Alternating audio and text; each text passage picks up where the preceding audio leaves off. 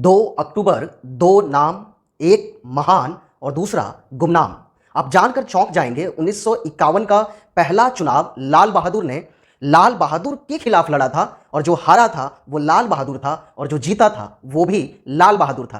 कैसे? बस बने रहिए हमारे साथ। वो नेता जिसने अपना पहला चुनाव बैलगाड़ी से लड़ा, वो नेता जो कहता था कि मैं अपने देश को तरक्की किया हुआ, डेवलप्ड तब मानूंगा जब हवाई चप्पल पहनने वाला हवाई जहाज में सफर करेगा। वो नेता जिसने पाकिस्तान को लाहौर तक दौड़ा के मारा था। वो प्रधानमंत्री जिसने अमेरिका के राष्ट्रपति को आंख में आंख मिलाकर दो टूक ऐसा जवाब दिया कि उसको भी बात समझ में आ गई, उसके भेजे में ढुक गई। और वो प्रधानमंत्री जिसकी विदेश में हत्या हुई लेकिन एक नॉर्मल सा पोस्टमार्टम तक नहीं हुआ। क्या था पूरा कहानी? छोटे से वीडियो में आपको काफी कुछ आज बताने वाला हूं।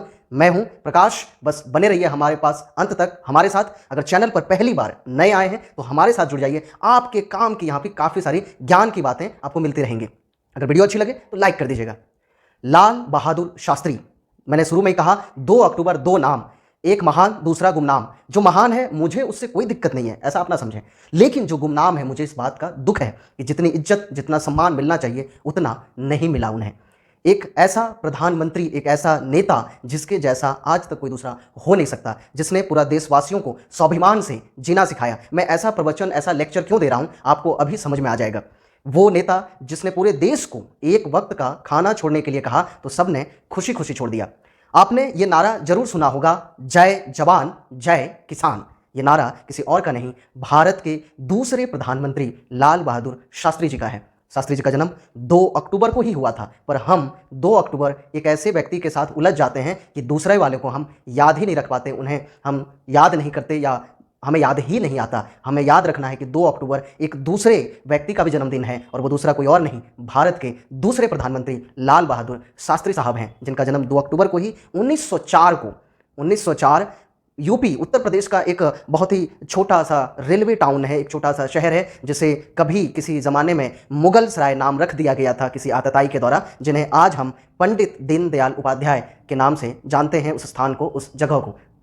तो वहीं उसी जगह पे जन्म हुआ लाल बहादुर शास्त्री जी का। मैं ज़्यादा उनके जीवन में पर्सनल लाइफ की बातें नहीं बताऊंगा, मैं 2-4 काम की बातें बताने वाला हूं जो आपके लिए बहुत ज़्यादा ज़रूरी है जानना।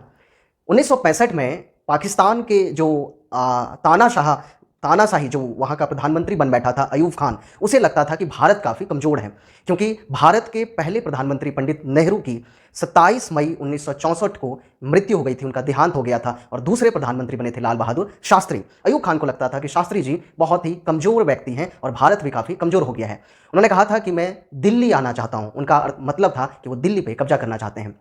और किसी 1965 में उन्होंने जंग शुरू कर दिया, युद्ध शुरू कर दिया और लाल बहादुर शास्त्री ने ऐसा जवाब दिया, मुंह तोड़ जवाब दिया कि लाहौर तक भारत के कब्जे में आ गई और भारत लगातार बढ़ते जा रहा था। अमेरिका से हमारे यहाँ गेहूं आता था, हमारे पास उस समय अनाज की कमी थी, खाने की कमी थी, तो अमेरिका से हम लोग गेहूं मंगाते थे।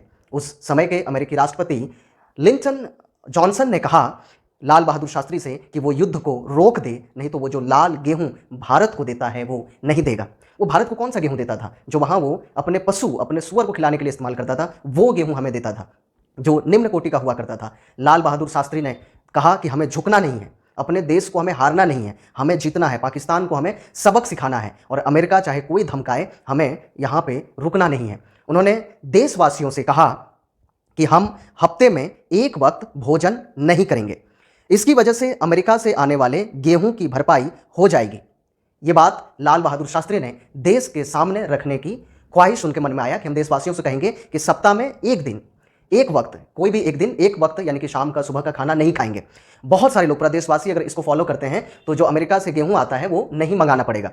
लाल बहादुर शास्त्री के बेटे अनिल शास्त्री बताते हैं कि लेकिन इसकी अपील से पहले उन्होंने मेरी माँ ललिता शास्त्री, जो कि लाल बहादुर शास्त्री की पत्नी थी, उनसे कहा कि क्या आप ऐसा कर सकती हैं कि आज शाम हमारे यहाँ खाना ना बने।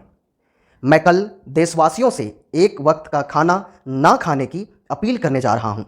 मैं देखना चाहता हूँ कि मेरे बच्चे भूखे रह सकते हैं या नहीं।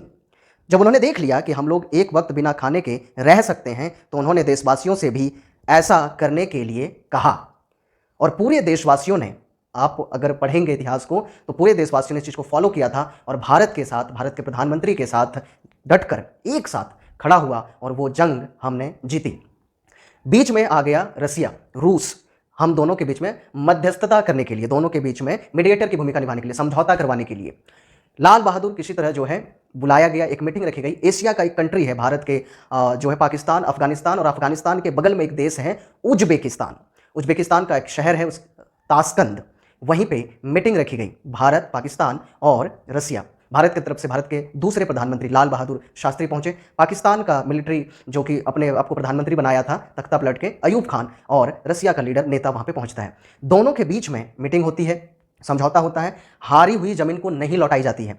अगर लाल बहादुर शास्त्री वहां होते, जिंदा होते, तो आज का इतिहास, आज का भूगोल, भारत का नक्शा कुछ और ही होता है। लेकिन 10 जनवरी 1966 को कुछ ऐसा हुआ ताशकंद में जिसकी वजह से भारत का इतिहास कहीं ना कहीं थोड़ा सा धूमिल हुआ, भारत का राजनीति धूमिल हुआ। बात क्या हुई थी, जब ताशकंद में मीटिंग हुई 10 जनवरी 1966 को, और मीटिंग के बाद होटल में जब लाल बहादुर शास्त्री पहुंचते हैं तो अगले दिन सुबह खबर आती है कि वो अब नहीं रहे। बात पते की ये है कि उन्होंने रात को 1 बजे अपने घर भारत फ़ोन किया था, अपने घर पे, जहां उनकी बात सबसे पहले उनकी बड़ी बेटी कुसुम से होती है।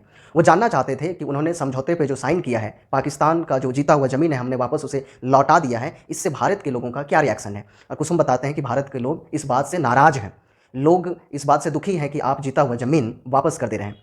तो उन्होंने कहा कि अपनी माँ को फ़ोन दो, अर्थात वो अपनी पत्नी ललिता शास्त्री से बात करना चाहते थे। और जब उन्होंने ललिता शास्त्री से बात की तो उन्होंने कहा कि मैं भारत आके एक ऐसा खुशखबरी सुनाऊंगा जिससे पूरे भारत के लोग खुशी से झूम उठेंगे। ये कॉल आया था लाल बहादुर शास्त्री का रात को 1 बजे, तारीख हो चुकी थी 11 जनवरी 1966।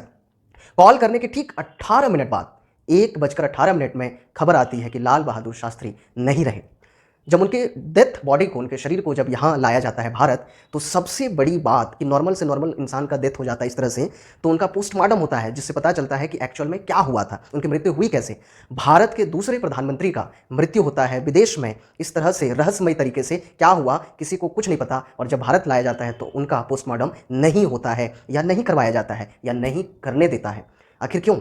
कुछ लोग बताते हैं, कुछ रिपोर्ट्स बताते हैं कि उनके गर्दन के पीछे, उनके पेट में कट के निशान थे, यानी कि कटा हुआ था। कई राज हैं, कई बातें हैं, कई लोगों पे संदेह जाता है, लेकिन बात इतनी कि भारत का दूसरा प्रधानमंत्री का इस तरह से चले जाना भारत के लिए काफ़ी नुकसान। आखिर क्या वो खबर थी, क्या वो बातें थी, हम लोग नेक्स्ट वीडियो में इसमें डिटेल में और चर्चा करेंगे। अगर आप जानने के इच्छुक हैं, आपको ये वीडियो अच्छी लगे तो कमेंट करके बताइएगा और एक लाइक करके जाइएगा। फिर से आपसे निवेदन करूंगा, अगर चैनल पर नए हो तो सब्सक्राइब करके जरूर जाइएगा। धन्यवाद।